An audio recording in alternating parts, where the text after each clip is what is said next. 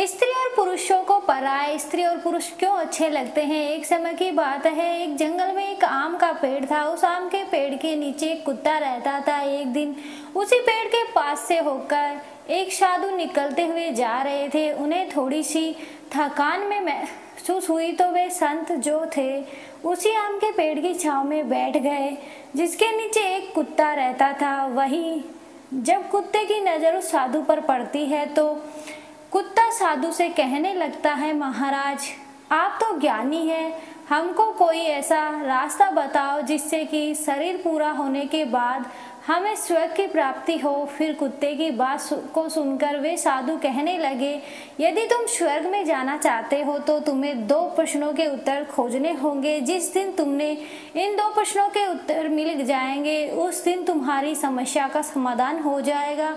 फिर साधु की बात को सुनकर कुत्ता कहने लगता है, महाराज आप मुझे अपने दोनों प्रश्न बताओ जिनका उत्तर मैं अवश्य ढूंढ कर रहूँगा। फिर साधु कहता है, हे कुत्ते, मेरा पहला प्रश्न है, भगवान को किस प्रकार भोग लगाने से भिखारी भी राजा बन जाता है। मेरे दूसरा प्रश्न है, स्त्री को दूसरे का पति और पुरुष को दूसरे की पत्नी क्यों अच्छे लगते हैं। प्रिय दर्शकों, इस प्रकार दोनों प्रश्न बताकर वह साधु वहाँ से चले जाते हैं। वही साधु के चले जाने के बाद में कुत्ता उन दोनों प्रश्नों के उत्तर ढूंढने के लिए चारों तरफ भटकता रहता है, पर उन्हें संतुष्टि भरा उत्तर नहीं मिल पाता। और इस प्रकार जब कुत्ता परेशान हो जाता है तो उसकी मुलाकात एक बूढ़े गिद्ध से हो जाती है।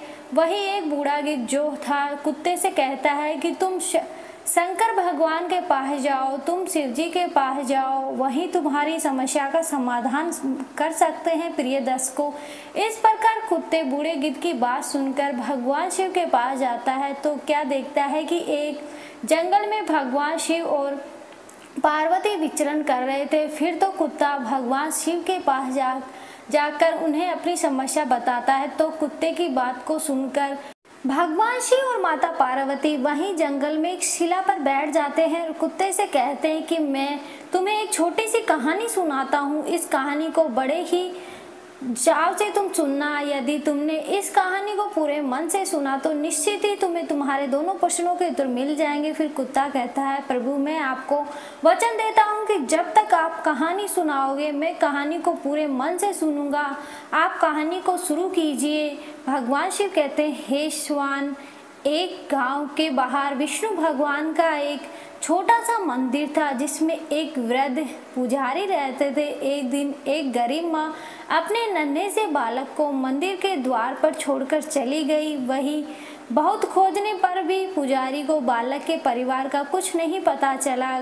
जब गांव का भी कोई व्यक्ति उस बालक का लालन पालन करने को तैयार नहीं हुआ तो पुजारी ने विष्णु भगवान की इच्छा समझ के उस बच्चे को अपने पास रख लिया और उस बच्चे का नाम चंदन रख दिया। वही गांव के श्रद्धालु भक्तों से जो कुछ भी प्राप्त होता था उसी से भगवान विष्णु का और पुजारी का और उस बालक का चंदन का गुजारा चल जाता था। और यदि किसी दिन भोग कम भी पड़ जाता था तो पुजारी जो था भगवान को भोग लगाकर और स्वयं और उस बालक को गंगाजल पिला के केवल सो जाते थे।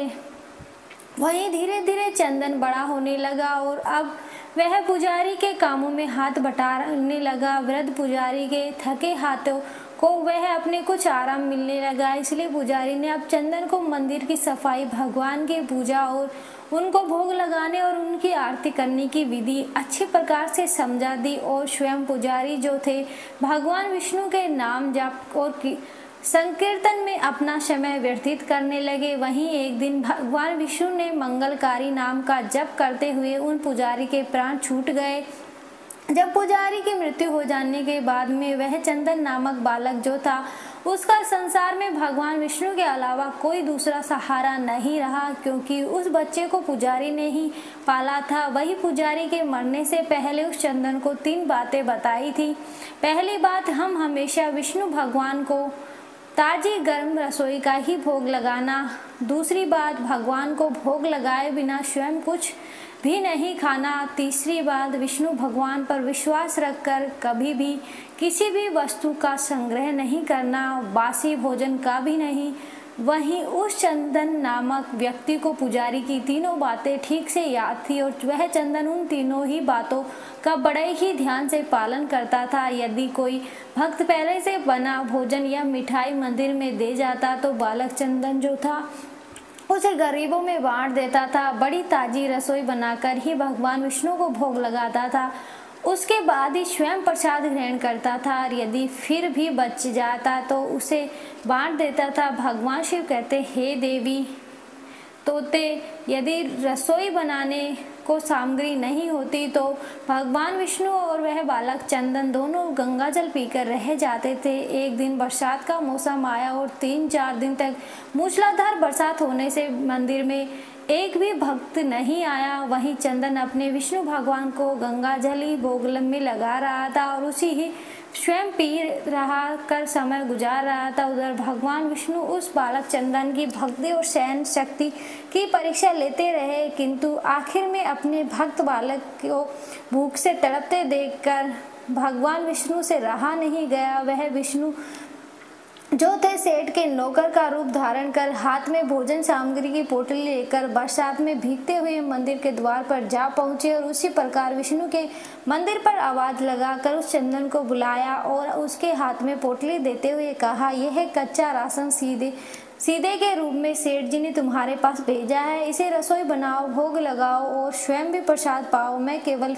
कल फिर आऊँगा। वही चंदन भक्त के आशीर्वाद देकर और सूखी गीली लकड़ियों से धुएं में गर्म रसोई बनाकर भगवान विष्णु को भोग लगाया। फिर पूरे बरसात के मौसम में भगवान विष्णु नौकर के भेष में चंदन को सीधे देने के लिए आते रहे, स्वयं भी गर्मा गर्म रसोई का भोग पाते रहे। भगवान शिव कहते हैं, हे श्वान, एक दिन चंदन भक्त ने सोचा कि सेठ जी को सीधा भेजते हुए 4 महीने हो चले, किंतु वे स्वयं कभी भी मंदिर में भगवान विष्णु का प्रसाद ग्रहण करने के लिए नहीं आए। फिर अगले दिन भगवान विष्णु नौकर के भेष में जब सीधे की पोटली देने आए तो चंदन भक्त ने उनसे कहा, अरे भाई, तुम्हारे सेठ जी इतने बड़े धर्मात्मा हैं कि रोजाना तुम्हारे हाथों से सीधा भिजवा देते हैं और कभी स्वयं मंदिर में प्रसाद लेने के लिए नहीं आते। इस कारण से मेरा हृदय अत्यंत दुखी हो रहा है। तुम अपने सेठ जी से कहना कि कल वह भी मंदिर में प्रसाद ग्रहण करने के लिए आए, स्वयं पधारे। वही चंदन भक्त की बातों को सुनकर के भगवान विष्णु चौंक कर घबरा उठे और बोले, अरे पुजारी जी, सेठ जी मेरे द्वारा आपको सीधा भेजते हैं, आप इससे भगवान को भी भोग लगा लेते हैं और स्वयं भी प्रसाद। फिर सेठ जी को बीच में बुलाने की क्या जरूरत है? जैसा चल रहा है वैसा ही चलने दीजिए। भगवान शिव कहते हैं कि हे श्वान, फिर वह चंदन कहने लगा कि ऐसे कैसे चलने दूं? आपके धर्मात्मा सेठ जी इतने दिनों से सीधा भेज रहे हैं, क्या मैं उन्हें भगवान का प्रसाद देने का अपना कर्तव्य भी पूरा ना करूं? मैं फिर किसी का उधार खाने वाला नहीं हूँ। अपने सेठ जी से कह देना, यदि कल वह भगवान विष्णु का प्रसाद ग्रहण करने के लिए नहीं आए तो मैं उनका सीधा लेना बंद कर दूंगा। फिर तो नौकर बने विष्णु भगवान अपने चंदन भक्त के अकड़ को देखकर एकदम से कांप उठे और यह सोचकर मन ही मन में हंसे कि वाह बेटा, आज तो लेने वाला ही देने वाले पर दोष दिखा रहा है। लेकिन सरल हृदय भक्त के मनोभाव पर रीझ करके भगवान विष्णु बोले, ठीक है पुजारी जी, कल सेठ जी मंदिर में प्रसाद ग्रहण करने के लिए जरूर पधारेंगे। वहीं दूसरे दिन बड़े सवेरे ही भगवान विष्णु नौकर के भेष में दूध और बहुत सारी भोजन सामग्री लेकर मंदिर पहुंच गए। वहीं चंदन चौंकते हुए बोला, भाई आज इतना सारा सीधा किस लिए लेकर आए हो? तो नौकर बने विष्णु भगवान बोले, पुजारी जी क्या भूल गए, आज आपने सेठ जी को प्रसाद के लिए बुलाया है, इसलिए आप छक करके रसोई बनाइए और विष्णु भगवान को भोग लगाइए। वहीं नौकर बने विष्णु भगवान कहने लगे, चंदन भक्त यह तो बता दीजिए कि सेठ जी को किस समय आना है? तो चंदन ने प्रसन्न होकर नौकर बने विष्णु भगवान को सेठ के आने का समय बता दिया और उधर तो चंदन भक्त रसोई तैयार करता है और इधर भगवान विष्णु जो थे अपने चंदन भक्त की इच्छा पूरी करने के लिए सेठ का रूप धारण करने लगते हैं। इधर अपने स्वामी को एक प्यारे भक्त के यहाँ जाने का समाचार सुन के माता लक्ष्मी भी भला कैसे पीछे रह सकती हैं? वह भी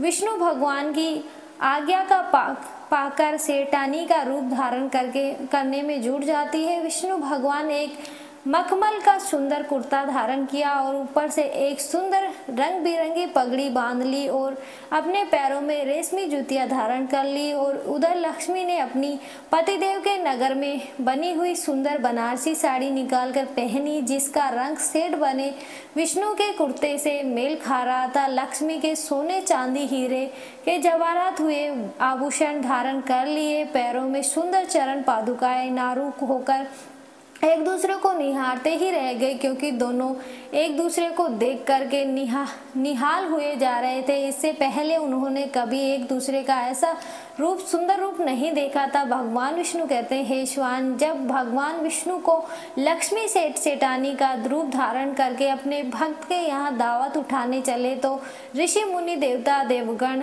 आदि भी उन्हें देखकर ठगे से रह गए। वहीं सेठ बने भगवान विष्णु अपने हाथों में ली हुई छड़ी को आधा से घुमाते हुए पृथ्वी पर टकते हुए चल रहे थे और उसके पीछे पीछे बगल में परस लगाए अपनी चरण पादुकाओं से टक टक और पायलों की झन झन की मधुर ध्वनि करते हुए लक्ष्मी माँ सेठानी बनी हुई चली जा रही थी। उधर चंदन भक्त आज सुबह से ही सेठ जी के स्वागत में भांति भांति के पकवान बनाने में जुट रहा था। अपने भगवान विष्णु का भोग तो वह अब चलते फिरते बना लेता था, किंतु आज उसे कई महीनों से भगवान विष्णु को लगाने के लिए सीधा भेजने वाले सेठ जी को भगवान विष्णु का प्रसाद था।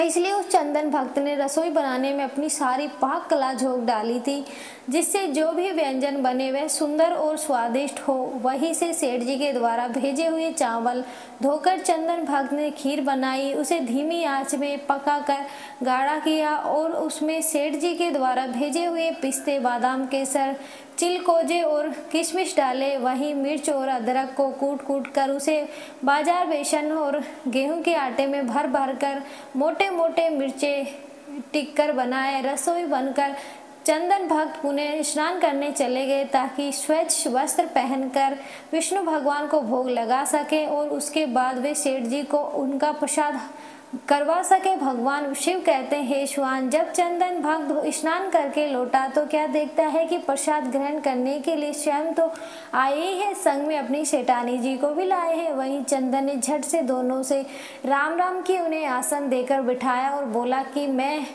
अभी भगवान विष्णु को भोग लगा कर आता हूँ, फिर आपको प्रसाद परोस दूंगा।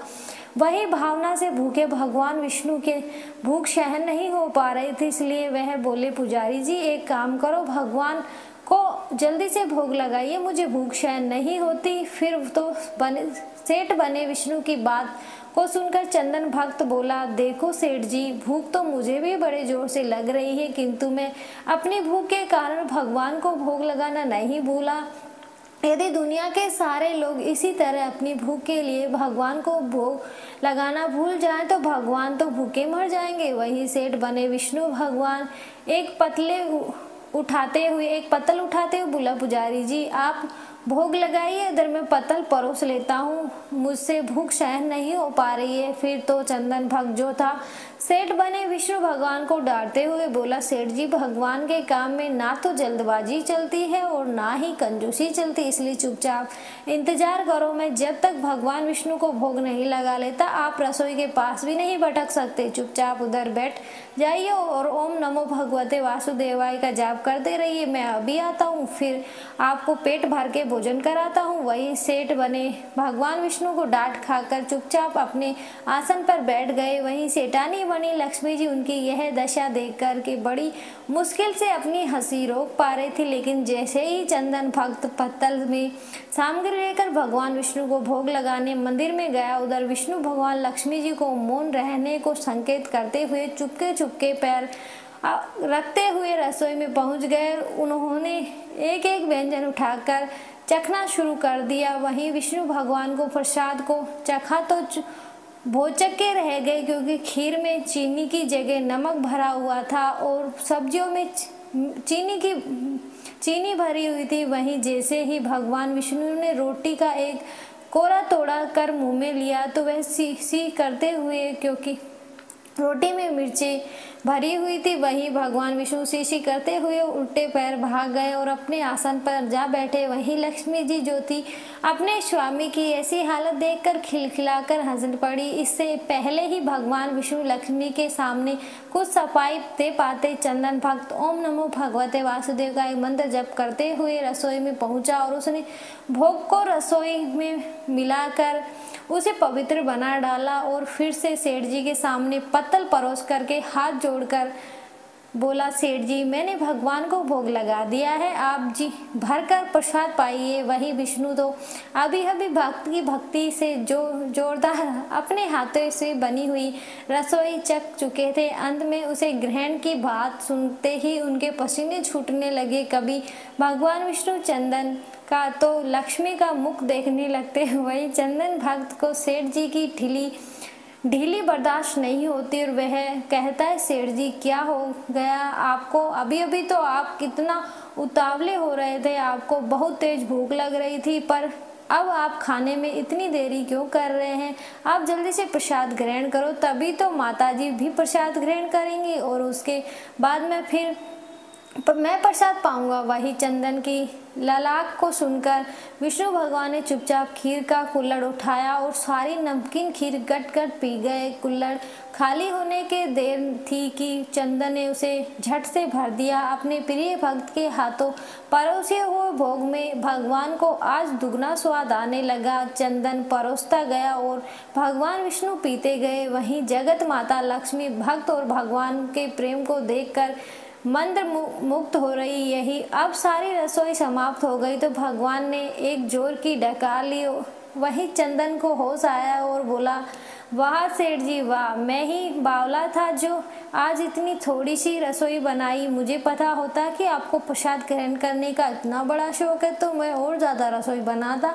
वहीं भगवान विष्णु अपने पेट पर हाथ फेरते हुए सेठानी बनी लक्ष्मी की ओर मुस्कुराकर देखते हुए बोले, पुजारी जी मैं इतना रोज खाना कहाँ खाता हूँ, किंतु आज प्रसाद इतना स्वादिष्ट बना है कि अपने बस ही नहीं करा और खाता चला गया। किंतु चंदन भक्त रुआन सा होकर बोला, सेठ जी तो आपने ठीक किया, लेकिन माताजी तो भूखी रह गई। रसोई तो आपने सारी साफ कर दी, फिर तो ममता मई लक्ष्मी पर चंदन की उदासी देखकर रह नहीं गई क्योंकि उन्होंने बची हुई खीर की 4 बूंदें अपने मुख में टपका ली और विष्णु भगवान द्वारा भोग लगाने से प्रसाद में अद्भुत अलौकिक स्वाद भरा था। ऐसी सुगंधित और मीठी खीर चख कर जगत जननी अंकल दृष्ट हो गई और उनके दृष्ट होते ही सृष्टि का प्रत्येक प्राणी तृप्त हो गया।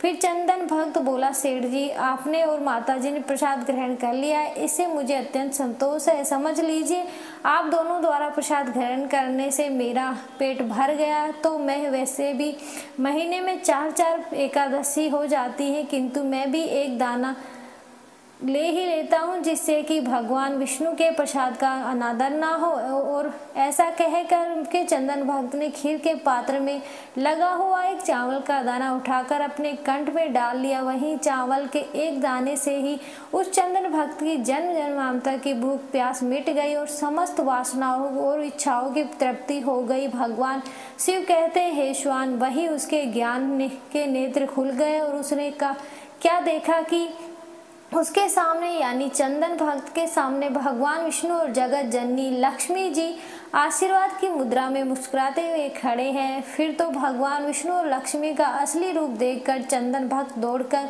उनके चरणों में लेट गया। वहीं भगवान विष्णु ने चंदन भक्त को अपने हाथों से उठाकर अपने सीने से लगा लिया और कहा, बेटा बताओ तुम्हें क्या चाहिए? मैं तुम्हारी भक्ति से बहुत प्रसन्न हूँ। जो इस प्रकार से भगवान विष्णु को भोग लगाते, सच्ची निष्ठा से साथ में उन पर आस्था रखते हैं, उसके जन्म जन्मांतर के पाप दूर हो जाते हैं और गरीबी हमेशा के लिए दूर हो जाती है। वही चंदन भक्त कहने लगा, प्रभु मुझे कुछ नहीं चाहिए, केवल आपका प्यार चाहिए। वहीं भगवान विष्णु कहते, नहीं चंदन, तुमने अब तक गरीबी देखी है, मैं तुम्हें वरदान देता हूँ कि तुम इस राज्य के राजा बनकर इसे राज्य का सुख भोगो और शरीर पूरा होने के बाद तुम्हें स्वर्ग की प्राप्ति होगी। फिर ऐसा कहकर भगवान विष्णु और लक्ष्मी अंतर ध्यान हो जाते हैं। वहीं गरीब चंदन जो था भगवान के नित्य नियम से भोग लगाकर स्वयं भोजन करता, जिसका उसे फल मिला कि वह भिखारी से राजा बन गया।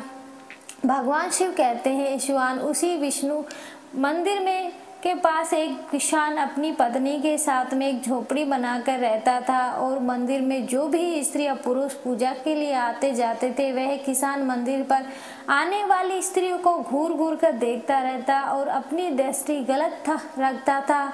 वहीं उस किसान की पत्नी मंदिर पर आने वाले पुरुषों को घूर घूर कर देखती रहती और समय इस प्रकार से धीरे धीरे गुजरता गया। एक दिन ठग वहीं से घूमता हुआ उस किसान की झोपड़ी से होकर गुजरा तो किसान की पत्नी की नज़र उस ठग पर पड़ गई। वही ठग जो था दिखने में किसान से ज़्यादा हष्ट-पुष्ट और सुंदर था। देखते ही देखते वह किसान की पत्नी उस ठग को अपने दिल दे बैठी। वही मौका पाकर किसान की पत्नी उस ठग से कहा, मैं तुम्हें पसंद करने लगी हूँ, तुम मुझे अपने साथ ले चलो। भगवान शिव कहते हैं, हे स्वान, फिर उस किसान की पत्नी की बात सुनकर वह ठग राजी हो गया और किसान की पत्नी से कहा, तुम्हें घर में जितना भी धन माल मिले चुपचाप निकाल कर ले आओ, फिर हम दोनों यहाँ से कहीं दूर चलकर सुख का जीवन जिएंगे। वहीं एक किसान की पत्नी घर में घुसती है और जितना भी धन चुरा सकती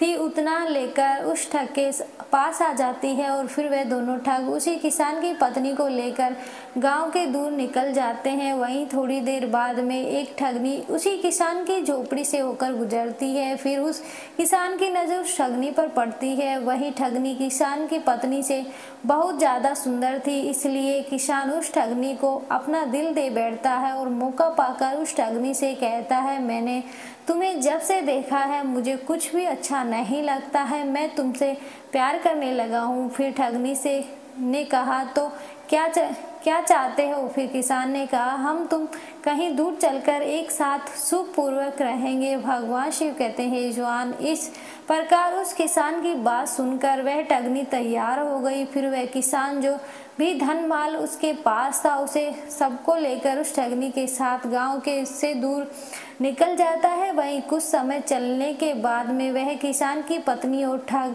उधर किसान और ठगनी इन सभी को चलते चलते एक नदी मिल जाती है।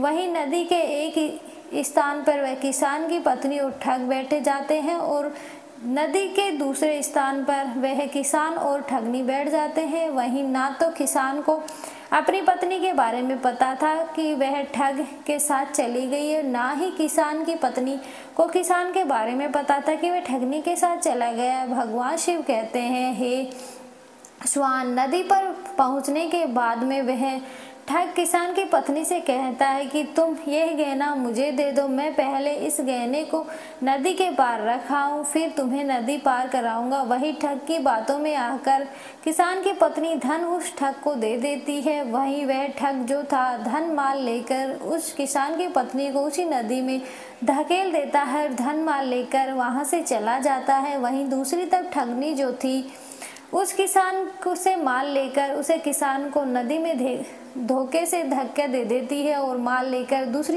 दूर चली जाती है। भगवान शिव कहते हैं कि हे स्वान, इस प्रकार वह किसान और उसकी पत्नी नदी में डूबते उछलते हुए एक स्थान पर मिल जाते हैं और फिर दोनों को अपनी अपनी गलती का बड़ा पछतावा होता है। वहीं उस नदी के आसपास उन दोनों को बचाने वाला कोई नहीं था और इस प्रकार किसान और उसकी पत्नी की नदी में डूबने से मौत हो जाती है। अंत में भगवान शिव कहते हैं कि हे स्वान, जो अपने का नहीं हुआ वह किसी और का नहीं हो सकता। और अब मैं अपने पहले प्रश्न का उत्तर सुनो। तुम्हारे पहले प्रश्न का था, भगवान को किस प्रकार भोग लगाने से भिखारी भी राजा बन जाता है। तो समझ लो, जिस प्रकार इस कहानी में एक गरीब चंदन ने विष्णु भगवान को भोग लगाया और स्वयं उसी प्रसाद को जो भी इंसान गरीब चंदन की तरह सच्चे मन से पूरे आस्था के साथ नियम अनुसार भगवान को भोग लगाता है, वह भगवान की कृपा से निश्चित राजा बन जाता है।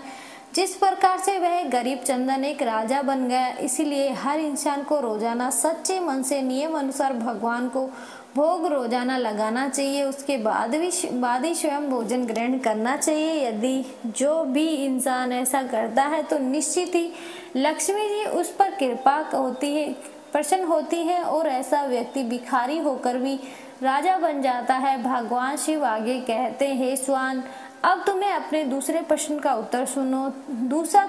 तुम्हारा दूसरा प्रश्न था कि स्त्री को दूसरे का पति और पुरुष को दूसरे की पत्नी क्यों अच्छी लगती है। तो समझ लो, जो स्त्री या पुरुष चरित्रहीन होते हैं, ऐसे चरित्रहीन स्त्री या पुरुष को हमेशा दूसरे का पति या दूसरे की ही स्त्री अच्छे लगते हैं। जिस प्रकार से वह किसान और उसकी पत्नी दोनों ही चरित्रहीन थे। ना किसान को अपनी पत्नी अच्छी लगती, ना ही किसान की अपनी पत्नी और पति अच्छा लगता था, किसान अच्छा। इसलिए उन्होंने चरित्रहीन और जो चरित्रहीन करते हैं उन्हें निश्चित एक दिन अपने कर्मों का भोग भोगना पड़ता है। इसी वजह से उस किसान और उसकी पत्नी की नदी में डूबकर मृत्यु हुई। पति पत्नी के बीच सच्चे प्रेम, वफादारी, सेवा, आत्मीयता, विश्वास तभी रह सकता है जब उनमें एक निष्ठा का व्रत हो। यदि कोई स्त्री अनेक पुरुषों से या कोई पुरुष अनेक स्त्रियों से गुप्त संबंध स्थापित करता है, उसके शरीर में, रक्त में, मन, मानसिक में अनेक तत्व मिल जाने के कारण अस्थिरता, खींचतान, आकर्षण, विकर्ण के दौर चलने लगते हैं। ऐसी आशा में सच्चा प्रेम, वफादारी एवं आत्मीयता असंभव है। व्यभिचारिणी स्त्री पुरुष को दाम्पत्य जीवन हमेशा कपट, दृढ़ता, मायाचार और छल से भरा हुआ होता है।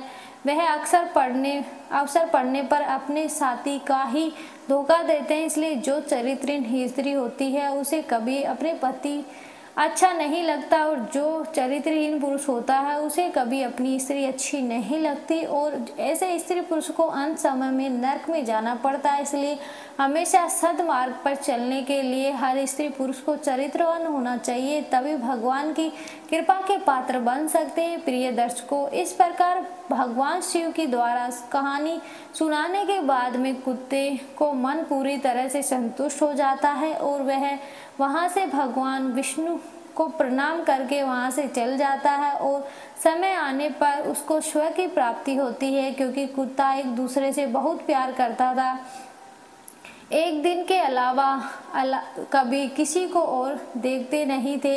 इसी वजह से अंत में श्वान को स्वर्ग की प्राप्ति हुई। वीडियो अच्छी लगी तो वीडियो को लाइक करें, चैनल को सब्सक्राइब जरूर करें। धन्यवाद।